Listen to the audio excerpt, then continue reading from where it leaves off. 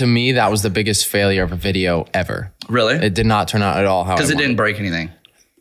No, it broke way too much. No, but the fall, it looked like it was just so soft. It was supposed to be softer. That was violent. I was going for a graceful, like... No damage. I don't know what Hollywood scene this would be, but there's this image in my head of like a girl wishes for a G-Wagon for her birthday, and it falls through the ceiling and it just crushes the table and it lands on all four, and it's got a bow on the front. Of course, after I set up the whole set and spent $50,000 on that, I realized that's not how they do things. They would have like a crane, like kind of drop it through the ceiling that's not there, you know. Already. It's all CGI. Like a Mercedes commercial. Specials, yeah. Mine was the redneck hell version. Like it did not turn out how I expected at all. But the goal for that, like I was saying, was not to I wanted to outdo myself, but it was an experiment to see if it would work.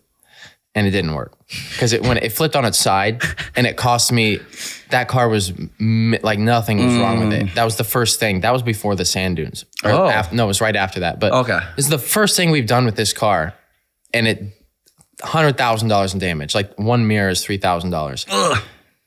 Not only that, the car. No one knows this yet, but it's fine. The car is not made to start after it's been rolled. So any other vehicle, you can roll it and flip it over and it starts like our Hiluxes we did 20 times and it's fine. Like they just burn the oil. You know how you roll a side by side or whatever and it just smokes white for a bit? This hydro locks if there's oil in it. So I tried to start it. I was super drunk and because we had tequila, that's why we're in the car probably. And I hit the starter button. Everyone's like, that's probably a bad idea. And I was blaming other people from like, who hit the starter button? They're like, it was you.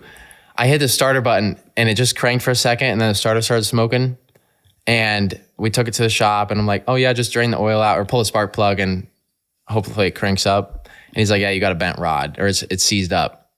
And so we sent the car off and overnight they put a new engine in it basically. That was $40,000. Plus the damage to the car, plus my movie set and all the people that I paid to be in there. So what that one video cost you? I had if you're including damage to the car, if you're including damage to the car, because it still had some value left, 40 plus the exterior damage, probably 20K in body panels, 60, and then another 20 in the set. So I probably had 80K I lost on that. I don't know how much I made off the video, but it wasn't much. It was 80K. It was the most 80K. disappointing thing ever because, well, it was an experiment, so I wasn't disappointed because I knew that this could happen maybe.